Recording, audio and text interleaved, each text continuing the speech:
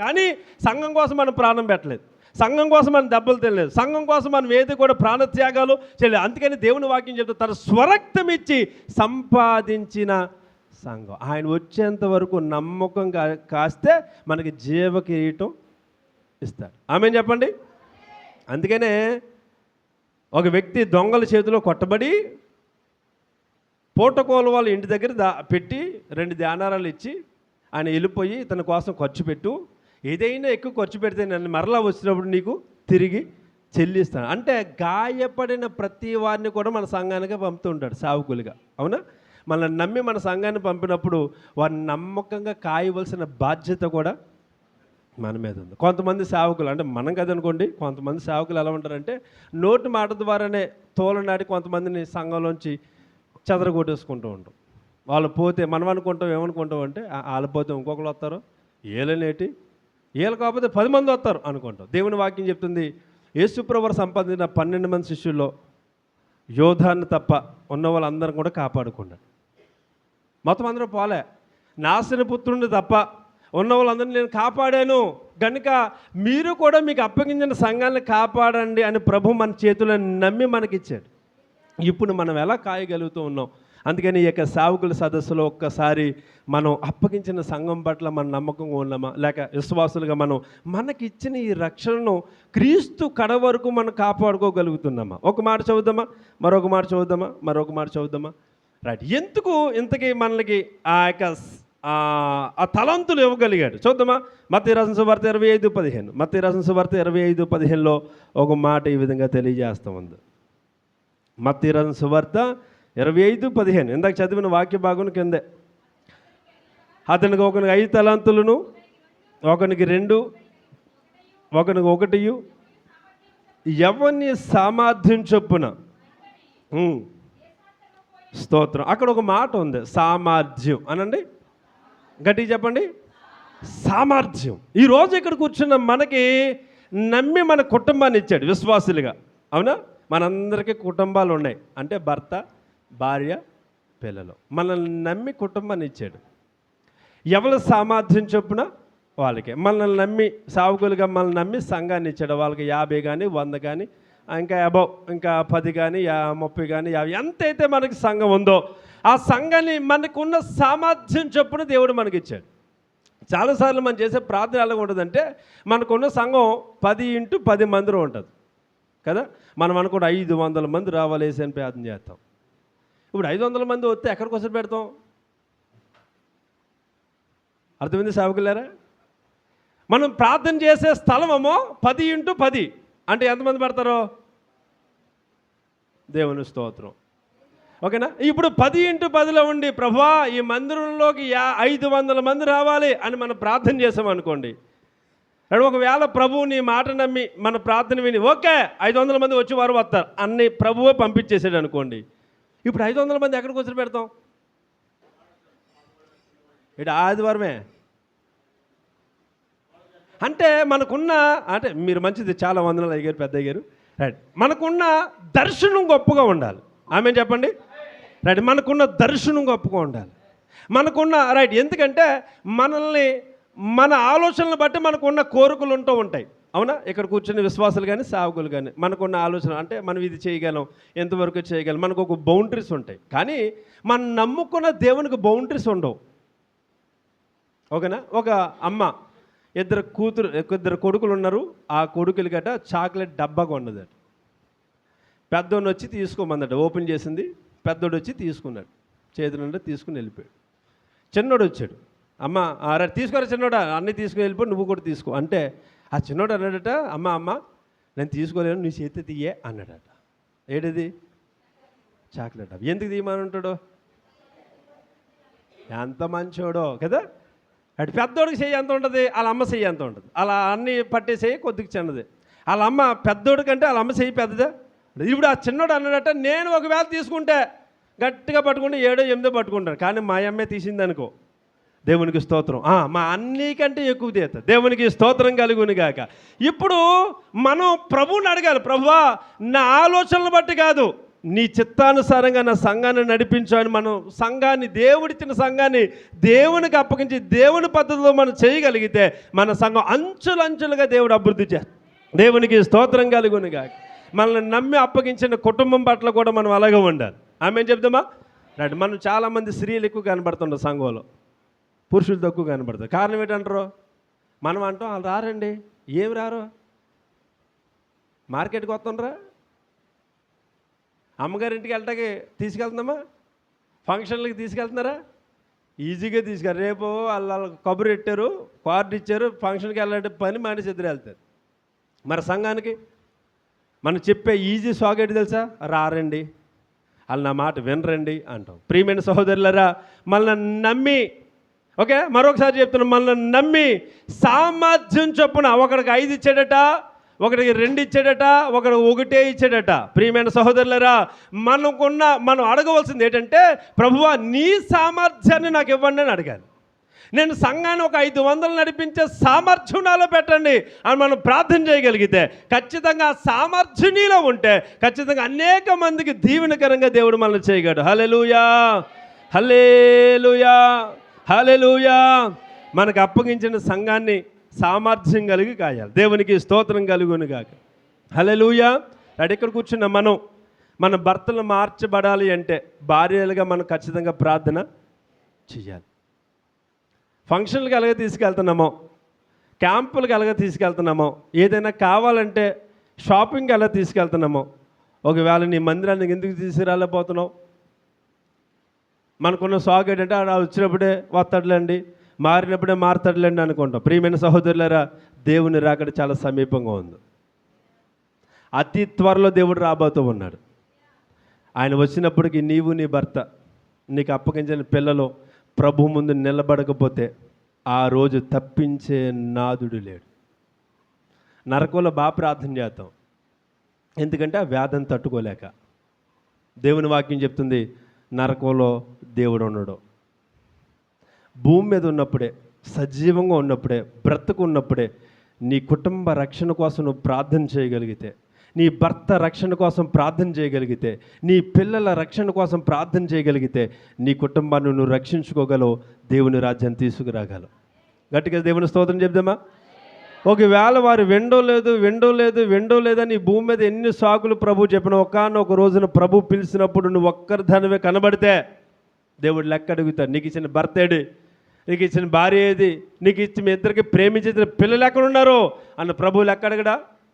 అందుకని ఆదాముతో అన్నాడు యేసు ప్రభు వారు ఇద్దరు, ఆదాము అవ్వ పాపం చేసినప్పుడు దేవుడు వచ్చి అడిగాడు, ఏమో ఆదాము ఎక్కడున్నావు అని అడిగాడా? ఆదాము ఎక్కడ పోతే యేసు ప్రభుకి ఎందుకు, దేవుడికి ఎందుకు? దేవుడు చేసుకున్నాడు. అందుకనే దేవుడు ఆదాముని అడుగుతున్నాడు, ఆదాము ఎక్కడున్నావు అంటే అప్పుడు చెప్తున్నాడు, నేను పాపం చేసి చెట్ల చోటున దాకా. ఈరోజు ఇక్కడ కూర్చున్న మనం, ప్రియమైన సహోదరులరా, నువ్వు ఎలాంటి సమస్యలు గుండా వెళ్తున్నా, నీ పరిస్థితి ఎలాంటిదైనా, నీవు నీ కుటుంబం ఖచ్చితంగా దేవుని మందిరంలో కనబడాలి. దేవునికి స్తోత్రం కలుగునుగాక. హల్లెలూయా. అడగండి, ప్రార్థన చేయండి ఖచ్చితంగా. అందుకని దేవుని వాక్యం తెలియజేస్తుంది, మనందరికట ప్రార్థనా సమయం ఉండాలట. ఏముండాలి? చాలాసార్లు చాలామంది సేవకులు ఏం చేస్తుంటామంటే, వాక్యం చెప్పడానికి సిద్ధపడుతుంటాం.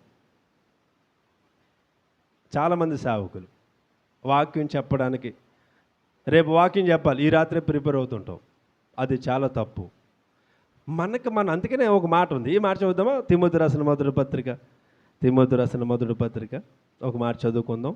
తిమోతి రాసిన మొదటి పత్రిక 4:16 రైట్, 4:16 అడిగారు. నిన్ను గూర్చియు నీ బోధన గూర్చియు జాగ్రత్త కలిగి ఉండుము, వీటిలో నిలకడగా ఉండుము. నీవు ఇలాగూ చేసి నిన్నును నీ బోధ వినివారిని. చూసారా, ఈ యొక్క 3 పత్రికలు కూడా సేవకుల కోసమే రాశాడు అపోస్తలుడైన పౌలు. తిమోతి రాసిన మొదటి పత్రిక, తిమోతి రాసిన 2వ పత్రిక, రైట్, తీతుకు. ఈ 3 పత్రికలు కాపర్ల పత్రికలు అంటారు. ఈ 3 పత్రికల్లో సేవకుడు ఎలా ఉండాలి? అందుకని ఇక్కడ మాట ఉంది, నిన్ను గూర్చియు నీ బోధన గూర్చియు జాగ్రత్త కలిగి. ఎందుకు జాగ్రత్తగా చెప్పాడు అంటే, ఈ స్టేజ్ మీద నిలబడినప్పుడు, పులిపీట మీద నిలబడినప్పుడు మన మాటలు కాకుండా దేవుని మాటలే వినిపించాలి. దేవునికి స్తోత్రం కలుగును గాక. ఎందుకంటే సంఘంలో అనేక మంది గాయపడిన వాళ్ళు వస్తారు. సంఘంలో అనేక మంది కదా మనసు చెదిరిన వారు వస్తారు, గుండె చెదిరిన వారు వస్తారు, అనేక మంది సమస్యలతో వస్తారు, అనేక మంది కన్నీరుతో వస్తారు, అనేక మంది బాధలతో వస్తారు. ప్రతి ఒక్కరు కూడా దేవుడు తెలుసు. మనం దేవుని మీద ఆధారపడి వాక్యాన్ని ప్రసంగించగలిగితే ప్రతి ఒక్క గాయాలు కూడా కట్టబడతాయి.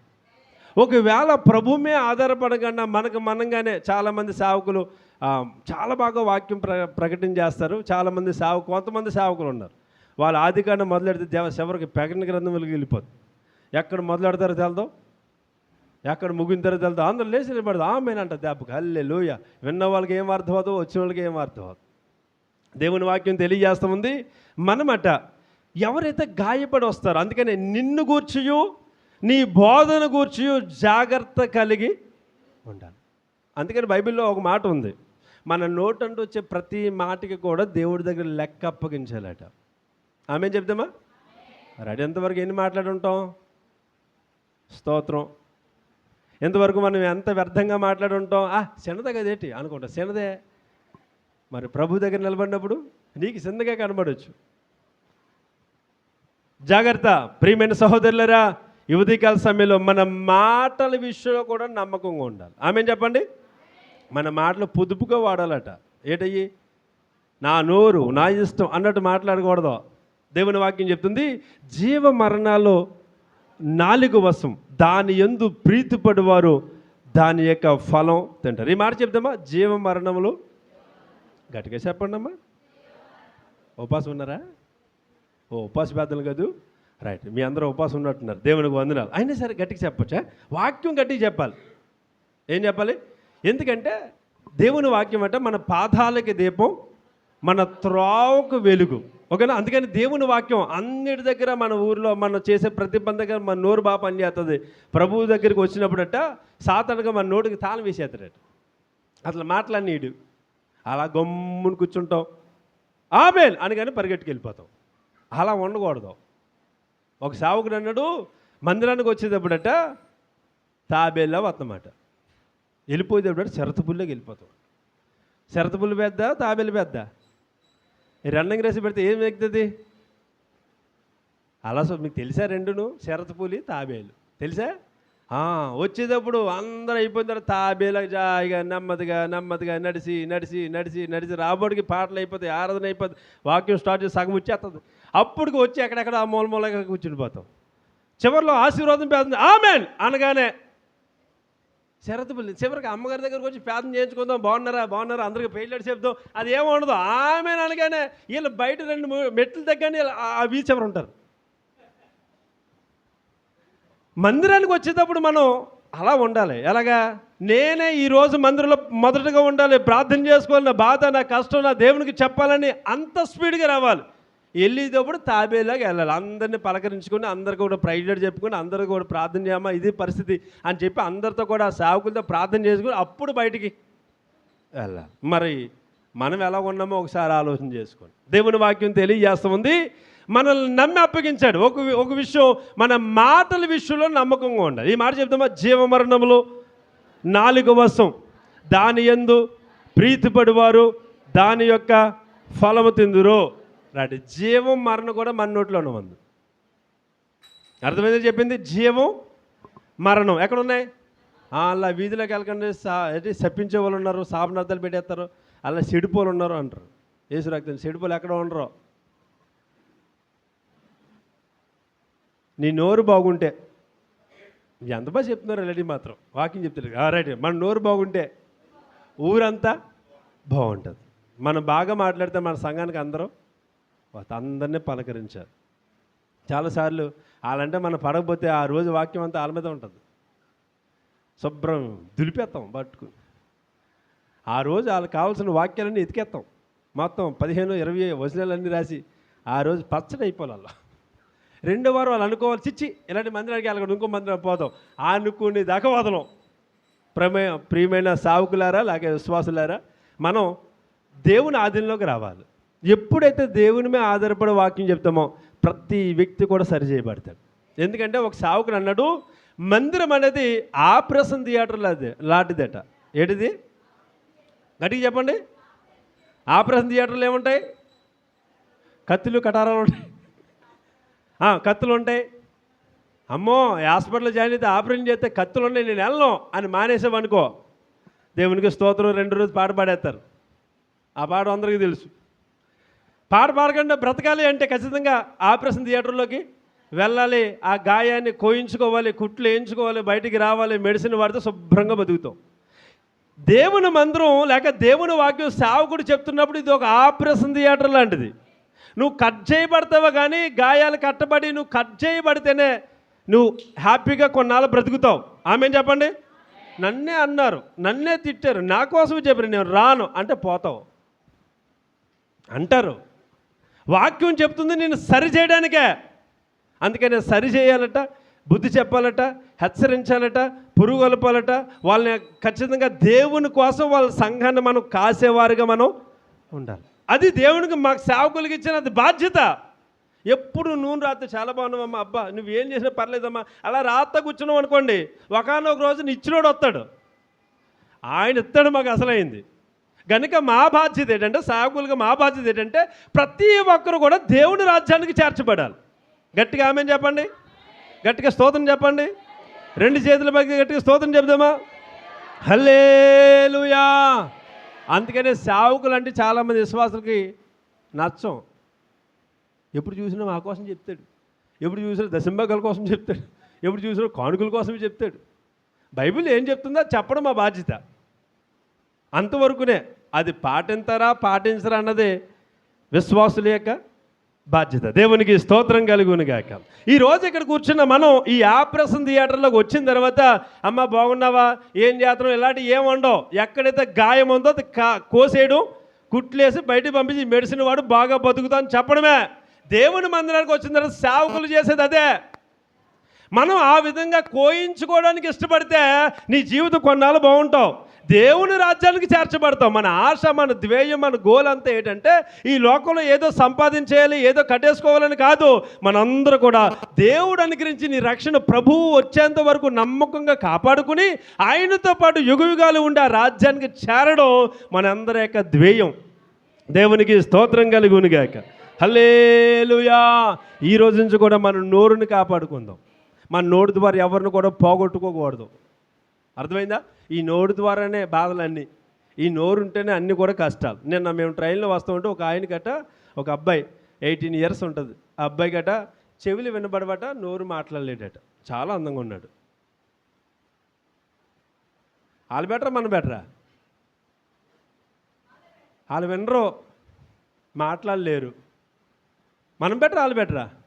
మనకి ఎన్ని మన పుస్తకాలన్నీ నిండిపోయింటాయి మన మాటల ద్వారా. ఒకనొక రోజు తిరుగుతాడు అవన్నీ, జాగ్రత్త. ఈ రోజన్నా మనం మాటలు మార్చుకోకపోతే, మన బ్రతుకును మార్చుకోకపోతే, మన జీవితాన్ని మార్చుకోకపోతే, మన అలవాట్లు మార్చుకోకుండా ప్రభు సన్నిధిలో ఇలాంటి ఉపవాస ప్రార్థనలు ఎన్ని చేసినా, నీ జీవితం మారకపోతే ఉపవాస ప్రార్థనలు ఎన్ని పెట్టినా అర్థమే. ఈరోజు ఈ ఉపవాస ప్రార్థనలు ఈ సంవత్సరంలో మన కోసమే పెట్టాడేమో. దేవుడు సావుకురాలను ప్రేమించి మనందరినీ బలపరచడానికి ఈ యొక్క ఉపవాస ప్రార్థనలు నీ కోసమేనేమో. ఈ రోజైనా సరి చేయబడదాం, ఈ రోజైనా దేవుని కోసం నమ్మకంగా బ్రతుకుదాం, ఈ రోజైనా మన మాటలను మార్చుకుందాం. అందుకని మన నోటి ద్వారా ఎవరిని కూడా శపించకూడదు. ఆమేన్ చెప్పండి. జీవం మరణం కూడా మన నోట్లోనే ఉన్నాయి. నువ్వు జీవం కోసం మాట్లాడుతూ ఉంటే దేవుడు ఆ జీవాన్ని ఖచ్చితంగా ఇస్తాడు. మరణం కోసం మాట్లాడుతూ ఉన్నావు అనుకోండి, ఖచ్చితంగా ఆ మరణమే మనకి వస్తుంది. నువ్వేం కావాలి ఈ యొక్క మధ్యాహ్న సమయంలో? నువ్వు నోటి ద్వారా మాట్లాడు మన వంతు అయితే, కార్యం చేయడం దేవుని వంతు. మనం ప్రార్థన చేయాలి సేవకులుగా. ప్రభువా, నా సంఘం ఏందో చెప్పాను కదా, నా సంఘం 50 మంది ఉంటే వచ్చే సంవత్సరం 100 మంది అవ్వాలి యేసయ్యా, నువ్వు కార్యం చేయండి అని మాట్లాడుతూ ఉండాలి. మనం చెబుతూ ఉంటే దేవుడు ఖచ్చితంగా కార్యం చేస్తాడు. ఒక విషయం చెప్పమంటారు, సేవకులకు గొప్ప భాగ్యం, మీరు ప్రార్థన చేస్తేనే దేవుడు చేస్తాడేమో, మేము మనసులో అనుకున్న దేవుడు చేస్తాడు. అవునా? అలాంటి ప్రభువా నేను ఆ ప్రాంతానికి వెళ్తున్నాను, మీరు సహాయం చేయండి, లోన మనసులో అనుకుని అక్కడికి వెళ్ళగానే నా దేవుడు ఖచ్చితంగా అక్కడ కార్యం.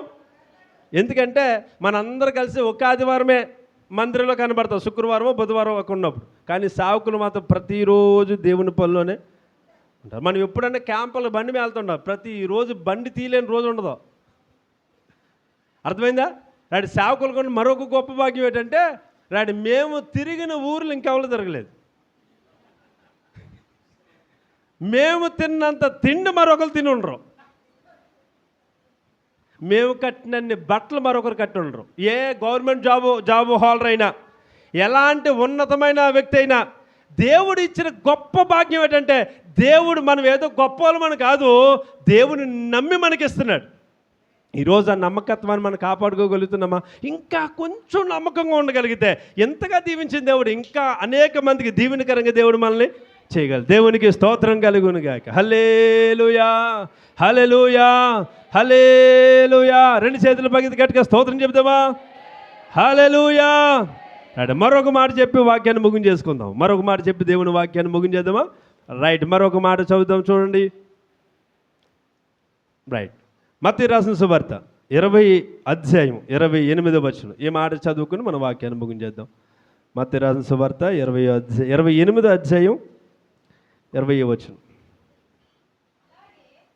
రైట్, 19 కూడా చదువుదాం.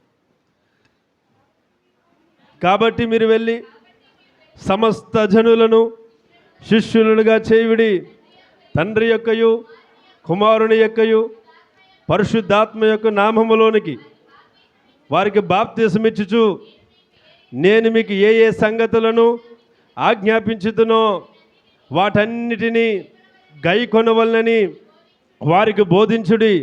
ఇదిగో నేను యుగ సమాప్తి వరకు సదాకాలము మీతో కూడా ఉన్నానని వారితో చెప్పాను. గట్టిగా రెండు చేతుల పైకి గట్టిగా స్తోత్రం చెప్తామా? హల్లెలూయా, హల్లెలూయా. ఈ వాగ్దానం యేసు ప్రభువారు పరలోక రాజ్యానికి వెళ్ళిపోతూ ఆయన అక్కడున్న శిష్యులకి లేకుండా అక్కడున్న విశ్వాస సమూహానికి దేవుడు అనుగ్రహించిన లాస్ట్ ఫైనల్ మాటలు ఏమని చెప్తున్నాడట? కాబట్టి మీరు వెళ్ళి సమస్త జనులను శిష్యులుగా చేయుడి. ఏం చేయాలట వాళ్ళకి? తండ్రి యొక్కయు కుమారుని యొక్కయు పరిశుద్ధాత్మ యొక్క నామములోనికి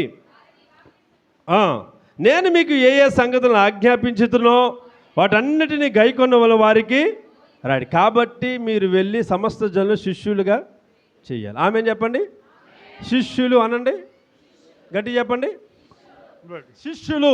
రైట్, మనం అందరూ కలిసి, ఇది సేవకులకి ఇచ్చిన వాగ్దానమే కాదు, సంఘం అంతటికి దేవుడు తెలియజేస్తున్న వాగ్దానం. ఏమనంటే మనమట వెళ్ళి సమస్త జనులు కూడా శిష్యులుగా చేయాలి. గట్టి చెప్పండి.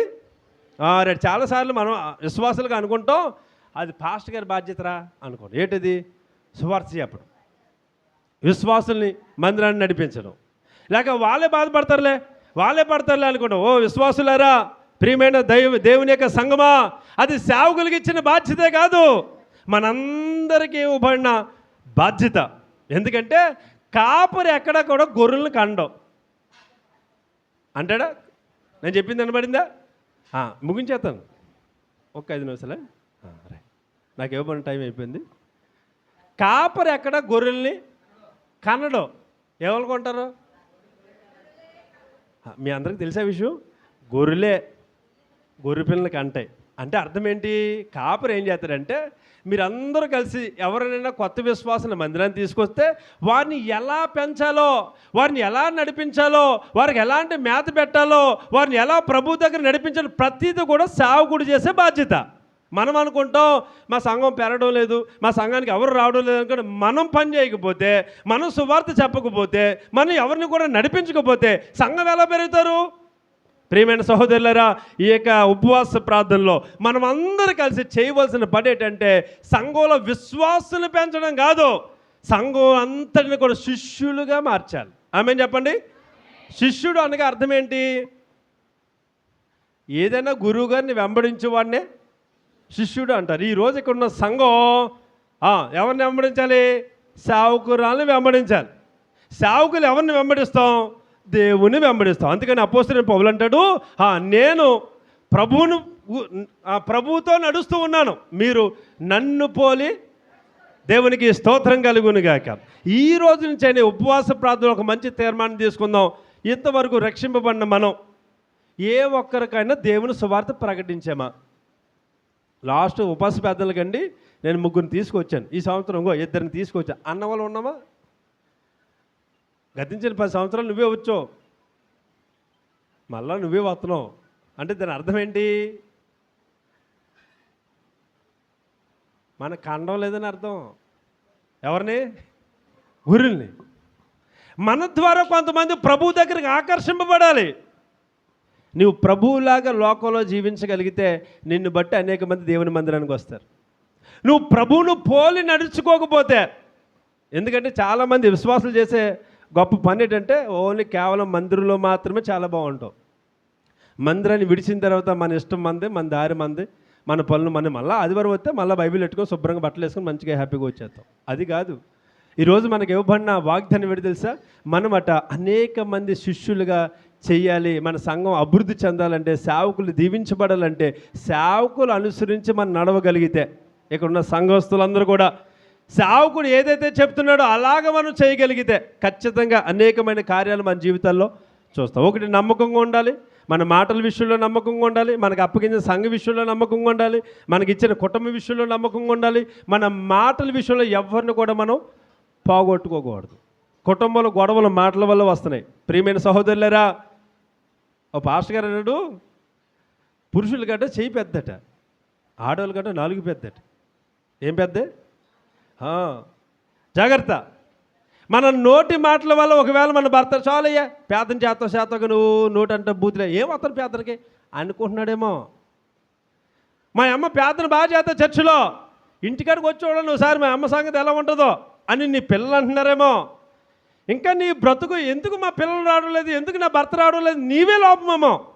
ఈరోజు ప్రభు సన్నిధిలో మన హృదయాన్ని కుమ్మరించి, ప్రభువా నన్ను మార్చండి, నేనే అడ్డుగా ఉన్నానేమో నా భర్త రాకపోవడం గల కారణం, నేనే అడ్డుగా ఉన్న నా పిల్లలు రాకపోవడం గల కారణం, నన్ను మార్చేసయ్యా అని మనం ప్రార్థన చేయాలి. ఆమేన్ చెప్పండి. చాలాసార్లు మనం అనుకున్న మాట ఏంటి తెలుసా? ఈ వాక్యం అలా అమ్మ ఆ విశ్వాసంతో బాగుంది ఆవిడికే అనుకుంటాం. ఎవరికే? ఆవిడికి. రాలేని వ్యక్తికి అనుకుంటాం. రాలేని వాళ్ళ కోసం ప్రభు మాట్లాడడం, వచ్చిన వాళ్ళ కోసమే. మనం ఇంటికాడ ప్రార్థన చేస్తాం, ప్రభు ఈరోజు నాతో మాట్లాడు అంటాం. తీరా దేవుడు నీతో మాట్లాడితే ఇది నాకు కాదు వాళ్ళకే అనుకుంటాం. అందుకని మన జీవితాలు మారడం లేదేమో. ఈ ఉపవాస ప్రార్థనలో ఒకవేళ నీలో ఏ లోపం ఉన్నా ఈ యొక్క మధ్యాహ్న సమయంలో ఒప్పుకుని విడిచిపెట్టి, నిన్ను నమ్మి నీ కుటుంబాన్ని ఇచ్చాడు, నిన్ను నమ్మి సంఘాన్ని ఇచ్చాడు, ఆ సంఘాన్ని నమ్మకంగా ప్రభు వచ్చేంత వరకు కాయగలుగుతున్నావా? ఆ యొక్క కుటుంబాన్ని ప్రభు వచ్చేంత వరకు రక్షణలో నడిపించుకోగలుగుతున్నావా? అలా లేనట్లయితే ఈ ఉదయకాల సమయంలో మరొకసారి ప్రభు సన్నిధిలో మన యొక్క హృదయాన్ని కుమ్మరించి, ప్రభువా నేనే అడ్డుగా ఉన్నానేమో, నన్ను క్షమించు నాయనా, నేను నమ్మకంగా ఉంటానేసయ్యా, నువ్వు నమ్మేవు నన్ను, నీ నమ్మకాన్ని నేను వమ్ము చేయనేసాయని ప్రభు సన్నిధిలో మనం ప్రార్థన చేయగలిగితే ఖచ్చితంగా దేవుడి సహాయం ఈ మాటలు మనం వినుకుల్లో దేవుడు దీవించునుగాక. చిన్న ప్రార్థన చేద్దాం. చిన్న ప్రార్థన చేసుకుని